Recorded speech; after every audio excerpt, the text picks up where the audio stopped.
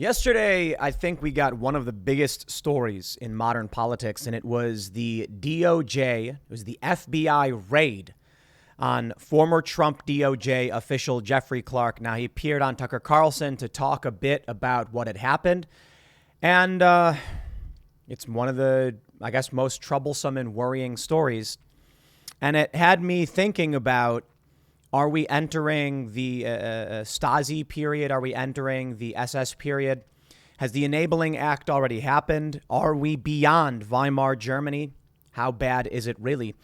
And the question is there going to be a civil war, or is there going to be an authoritarian, fascistic takeover? I think it's funny that so many people on the left claimed that fascists were taking over because of Trump. And it's actually the Democrats that are raiding their political opponents. For those that didn't see the story, and you should share this, Jeffrey Clark was a Trump DOJ official. Donald Trump made claims about the 2020 election. Jeffrey Clark was one of the few people who said, okay, let's take a look into it. On the left, they're saying that he was trying to help Trump with his schemes to overturn the election. It's quite amazing how the framing has transformed. In the early days following the 2020 election, there were a lot of questions about the constitutionality of certain voting procedures because there were lawsuits. Now, in my view, those are legal questions that have yet to be answered, and they should be.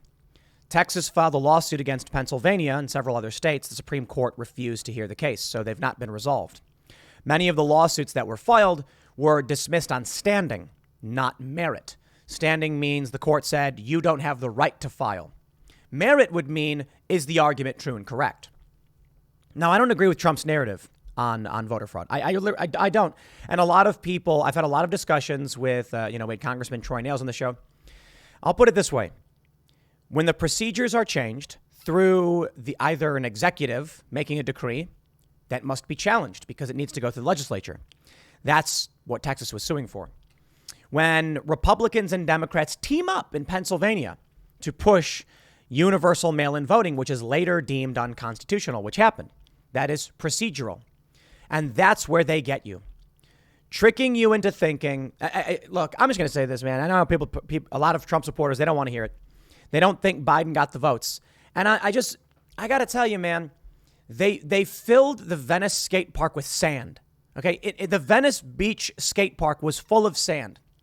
And I knew skateboarders who don't know, don't care. They don't want to talk about politics. They don't care about politics. But what do you think happened when they showed up to their skate park and it was full of sand? Do you think they went, I'm going to take it up with the mayor? Or do you think when they said, why is this happening? And the response they got was, it's Trump's leadership during COVID. They told you couldn't leave your home. They took away your movies. They took away your sports. They got people to vote for Joe Biden. There's a lot of questions. There's the 2000 Mules documentary. Yeah, I think there's questionable things that need to be investigated. But here's the issue. There's a supercut video. Someone tweeted it to Harmeet Dillon, the lawyer, showing Democrats repeatedly saying over the past 20 some odd years that the elections were stolen from them. That's it. They say it, nothing happens. You had members of the House trying to stop Donald Trump's victory, trying to stop George W. Bush's victory, claiming it was being stolen. And it was wrong. I mean, George W. Bush and Gore, Bush v. Gore or whatever, I think it's crazy. Supreme Court intervened.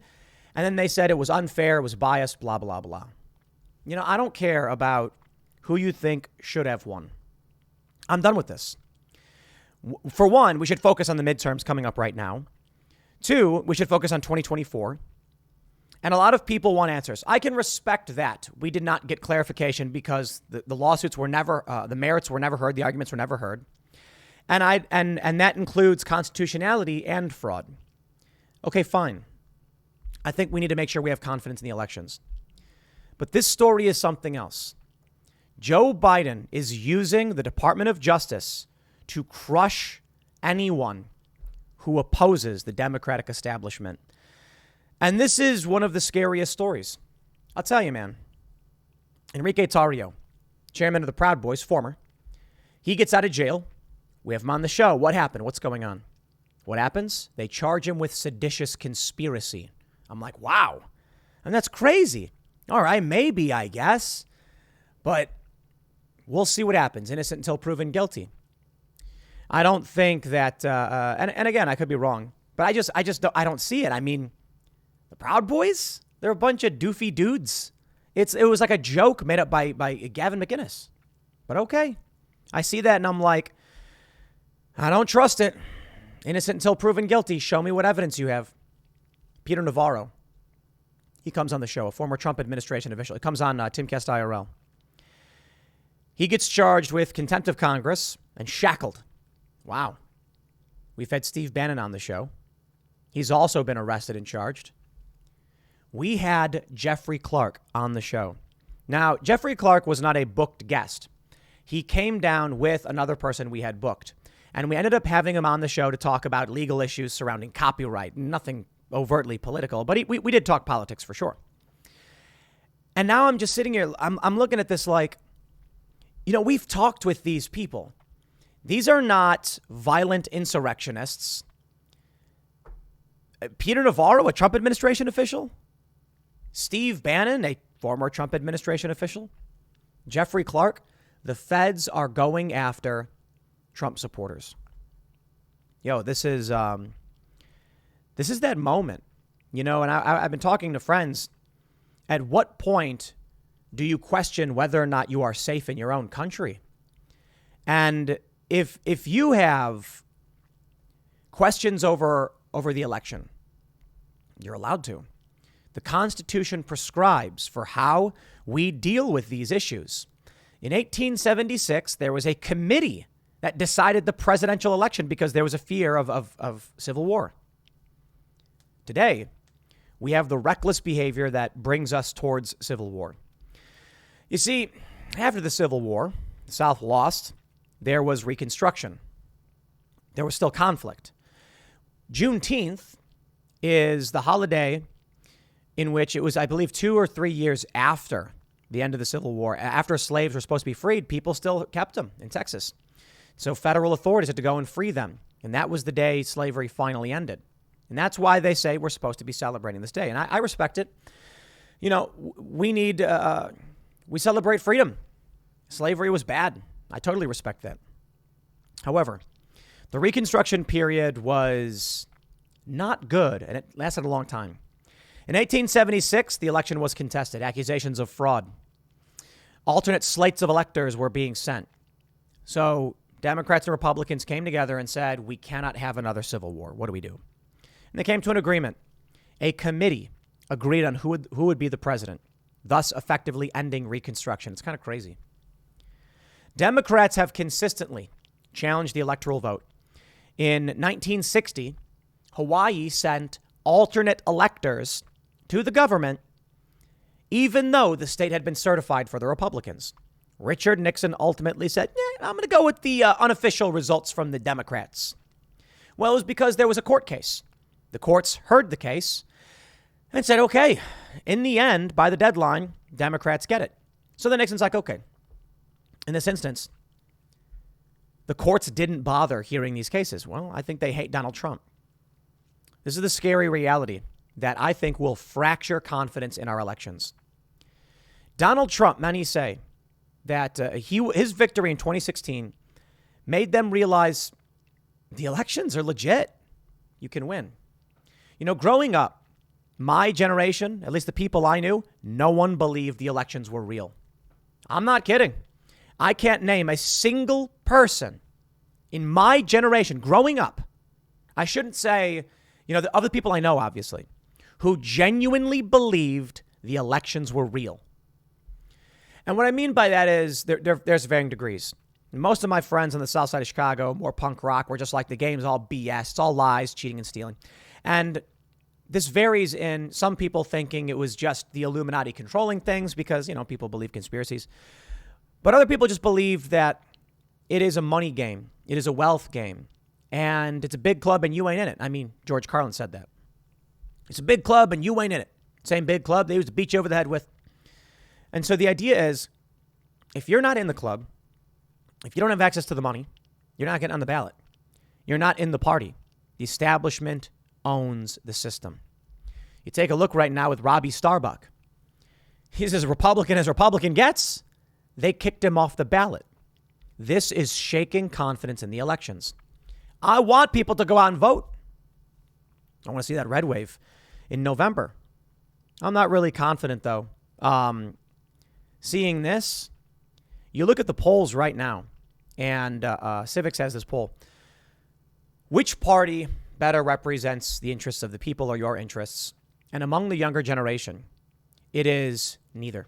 The number one polling is Democrats, followed by neither party, followed by Republicans. Republicans just sold us out on gun control. They voted, 15 Republicans voted in favor of funding red flag laws and expanding background checks and all this other garbage, and they lie about it. Shelley Moore Capito of West Virginia, I hope she's as famous as we can make her, because she is a Republican in the second most Trump supporting state who sold us out. I'm not going to forget it. But I'll tell you, right now, watching what they're doing to Trump supporters, I am not confident in the elections moving forward. I think the United States is broken beyond repair. I don't know if that means civil war, but it certainly means something bad is going to happen. Very bad. The SPLC put out that study, that survey that we talked about on IRL, showing that the younger generation, a third and up, believe in political assassinations and revolution. And that's only going to get worse. And you know what? It really does make sense when you look at like the housing market, when you look at wealth distribution. Let me see if I have this. Let me show you this right here. CNBC financial analyst Jim Cramer, who's worth over $100 million, says Gen Z is broke because they buy too many $14 margaritas at his Brooklyn bar and don't invest enough cash in the stock market. It's amazing. He says he called on them to invest and to not use excuses like they need to pay off their student loans. Cramer claimed he invested $100 every month when he was living in a car in his 20s and said it made him the multimillionaire he is today. Oh, please. This is the perfect example of what's happening and why young people are breaking from the system and why the system is going to implode. And I blame people like Jim Cramer. It is the Gen Xers and the boomers in the intelligence agencies, the administrative state. It is those same people in high levels of politics, government, and industry. I am not saying every Gen Xer. I am not saying every boomer. I am saying of the boomers and Gen Xers who hold power, they are gluttonous, egotistical narcissists. And again, among them, not even all of them. Elon Musk, I'm a fan. But what I see here is that for young people, the system is broken in every way. If you are anti-establishment, you are watching Trump supporters be systematically crushed by the state, either placed in solitary confinement, having their homes raided, and your questions go unanswered. Your legal demands are unheard. And so we see the rise of the Mises Caucus. We'll see what happens if the Libertarian Party can actually accomplish anything. But at this point, I believe the demoralization of a generation is reaching the climax.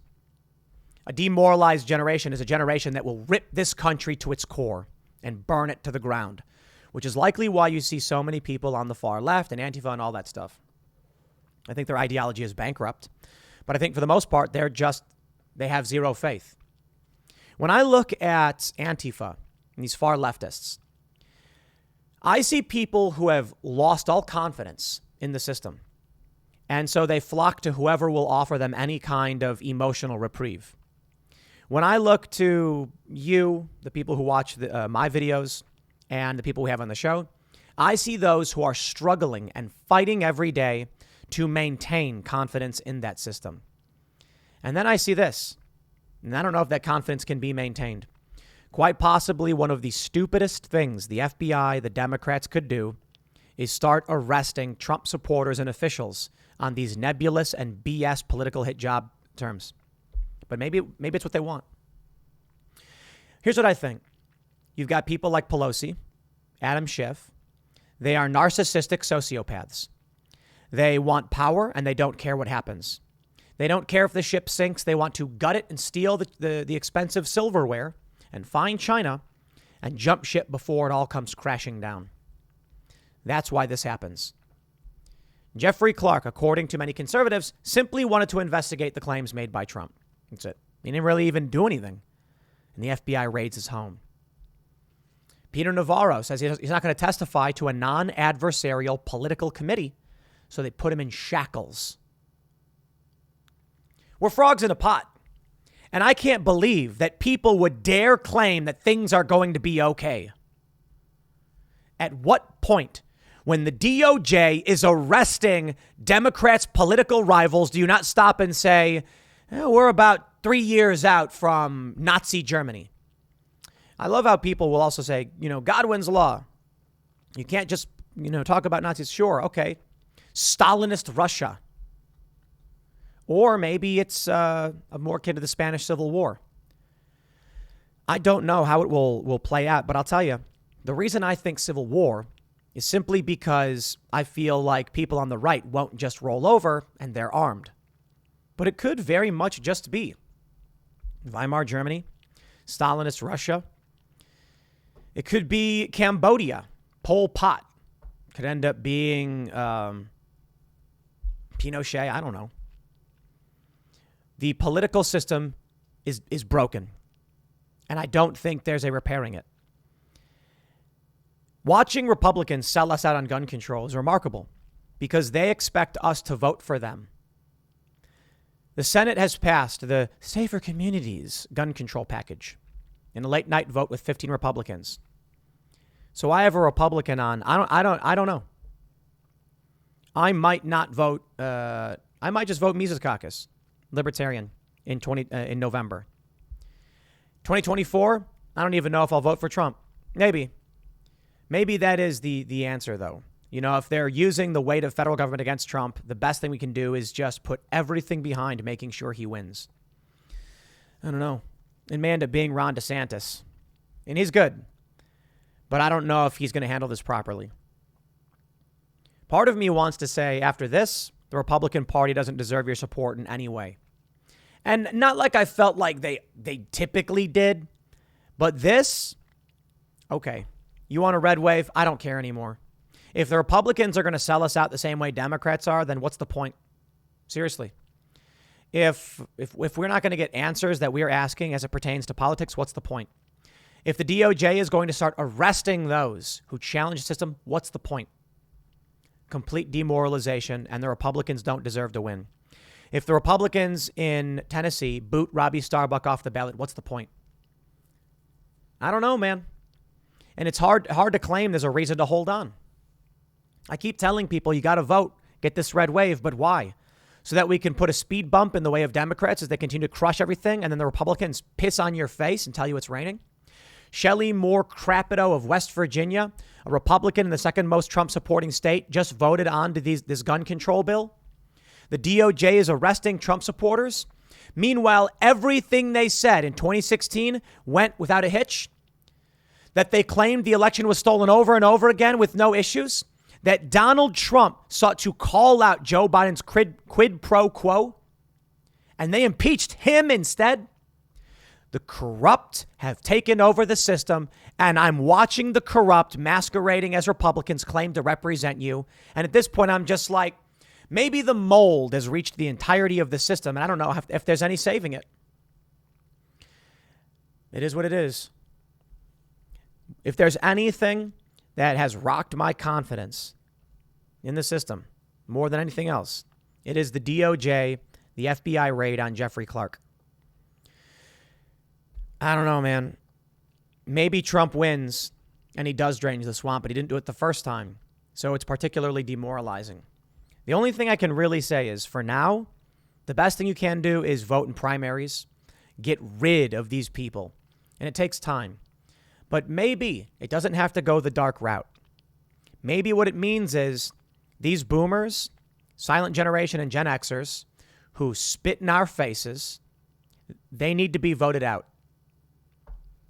We need the energy of the Mises Caucus in the Republican Party. But maybe it's time we break that binary. Maybe it's time we just say we got to get the Mises Caucus guys in. I don't know. You vote Libertarian, the Democrats end up winning, right? So what do? If that's the case, and that continues to be the case, our generation, once we're in our 50s, 60s, and we're the ones holding the reins, this country is going to be gutted and ripped apart. Perhaps that's what they want. I don't know. I tend to view it more like, Adam Schiff is a narcissistic sociopath who just wants power, and he's willing to burn everything to the ground to get it. And so we sit back as he wields the power of the federal government against his opponents, as does Nancy Pelosi, Adam Kinzinger, and Liz Cheney.